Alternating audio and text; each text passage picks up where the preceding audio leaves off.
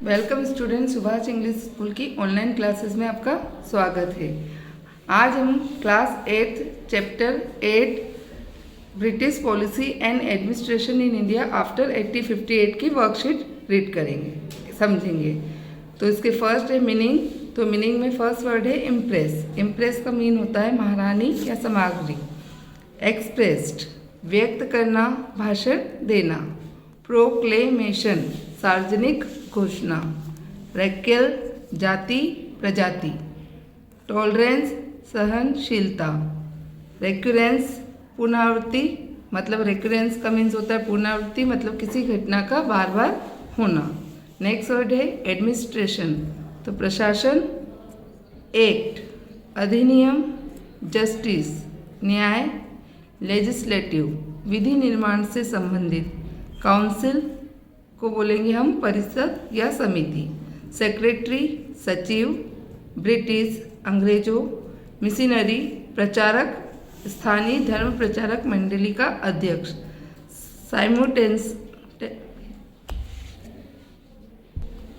सिमुटेनियसली एक ही समय।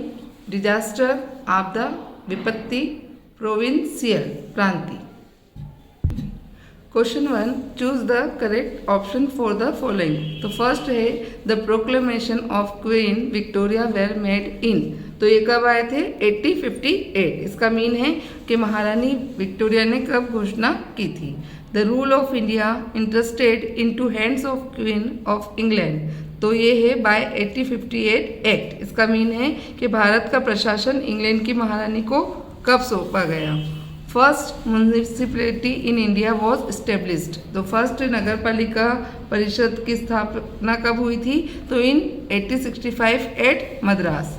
The head of Indian secretariat was called. तो जो भारत का सचिवालय का जो प्रमुख होता है वो किन कहलाता है? सेक्रेटरी, मतलब भारत का सचिव। Question 2 is fill up the blanks. First है to help the viceroy a dash member council was formed. तो जो वायसराय की कमेटी बनाई थी उसमें मेंबर्स की संख्या कितनी थी? 4। सेकेंड है the British economic policy were form to protect the interest of Britisher. मतलब इसका मीन है ब्रिटिश सरकार की आर्थिक नीतियाँ जो थी किसने की? तो ब्रिटिशर ने। In 1876 the minimum age for civil services was. तो जो 1876 में सिविल सेवा में भाग लेने की एज कितनी बताई गई है? 90 years. Fourth the implement would proposals Lord Ripon constitute commission. जो लॉर्ड रिपन के द्वारा जो वुड प्रस्तावों के लिए एक पारित किया गया था, तो वो किस नाम से पारित किया गया था? Hunter commission. Question 3 very short answer type question. First question is what by which act queen of England was made impress of India. किस अधिनियम द्वारा इंग्लैंड की महारानी को भारत की सामग्री बनाया गया था? इंग्लैंड की महारानी को भारत की महारानी बनाया गया था। क्वेश्चन सेकंड है after 1858 how was the governor general address.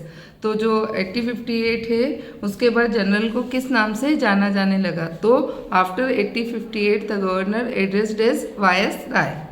Question 3 है who was called the father of local governance. तो जो लोकल गवर्नेंस थे स्थानीय स्वशासन, उसका जनक किसे माना गया? तो लॉर्ड रिपन। तो Lord Ripon called the father of local governments या governance. Question 4 short answer type question में फर्स्ट क्वेश्चन है describe the proclamation of Queen in short. जो रानी थी उन्होंने किस बात की घोषणा का वर्णन किया है इंग्लैंड में? First point, any now Indian state will not be annexed by the British government in India. Second point is it also promised to pay due respect to age-old customs and traditions of India. Third point, there will be no discriminate on the basis of caste and religion or to enter the administrative services. Fourth point है India and British will be treated as equal. Question second है what changes were made by 1861 act. 1861 अधिनियम के अंतर्गत क्या परिवर्तन किए गए? Answer is By an act passed 1861, addition of 6 to 12 members was made to the executive councils of government general. Later number of members was increased. The act also introduced provincial councils. Question third is describe the administrative division after 1858. 1858 के पश्चात क्या क्या प्रशासनिक विभाजन में क्या वर्णन किया गया वो देखेंगे. तो आंसर है after 1858 vital changes were made in administrative organization. The 1861 Act opened a new process of division in administration. Legislative councils were formed in provinces. Legislative councils were set up in Bengal and Bombay 1862, Uttar Pradesh 1886, West Bengal 1894 and Assam is 1905. Question 4 है long answer type questions. उसका first question है write about the decision of 1858 act. 1850 अधिनियम में क्या act बनाए गए. तो decision of 1858 act are first point the act put on end to the rule of East India Company in India. Second point the control of the administration of India was transferred to the queen of England. Third point is the Viceroy was made representative of the Queen of India. Fourth point is a post of the Secretary of India and his council was constituted in England for control over administration in India.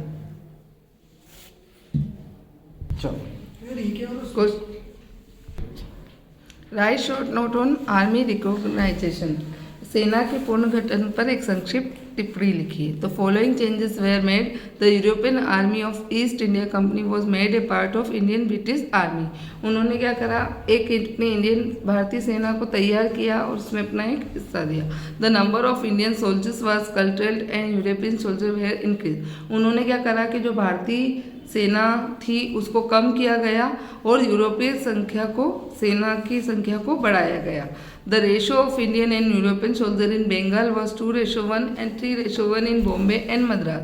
तो उन्होंने क्या करा कि जो Indian और European के बीच ratio था, तो अगर 2 यूरोपियन हैं तो एक भारतीय था कहाँ पर, बंगाल में, और वहीं 3 यूरोपियन में एक इंडियन को रखा गया बॉम्बे एंड मद्रास में. फोर्थ है about 30% income of central and provincial government was being spent on money. अब भारत का जितनी भी इनकम थी उसका 30% जो है सेंट्रल और प्रोविंशियल गवर्नमेंट ने कहाँ पर स्पेंड किया, आर्मी के ऊपर. क्वेश्चन थर्ड है give short information about the local administration in brief. स्थानीय प्रशासन के विकास की संक्षिप्त जानकारी दीजिए. आंसर है the local administration played an important role in fulfilling of the main policies of the British government. जो नीतियाँ बनाई गई उसमें लोकल एडमिनिस्ट्रेशन ने मतलब आसपास के प्रशासन ने अपनी भूमिका निभाई. This system introduce in India by the British is still prevalent with slight changes after that municipal ordinance was passed. उन्होंने क्या करा, नगर पालिका का एक बिल पारित था उसको पास किया. To buy local taxes to meet the expenditure on local administration and work. तो उन्होंने क्या करा, लोकल टैक्स घरेलू कर चुकाए और meet the expenditure in local administration, जो घरेलू प्रशासन था उस पर कार्य किया. क्वेश्चन 4 है evaluate the British economic policy in precise. जो ब्रिटिश आर्थिक नीतियों का संक्षेप मूल्यांकन कीजिए. The British government abolished the tax on import and allowed free trade in India.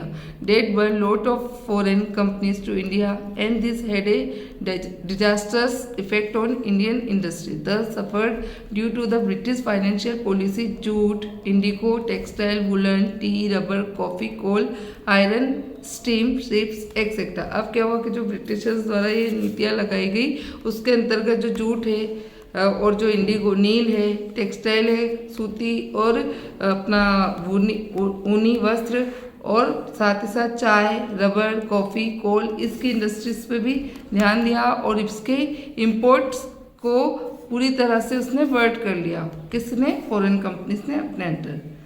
Question 5 है describe the British education policy. British शिक्षा नीति का वर्णन कीजिए. The British education policy was initialized in the beginning of 18th century. जो था 18वीं शताब्दी में आई. The missionaries arrived in India by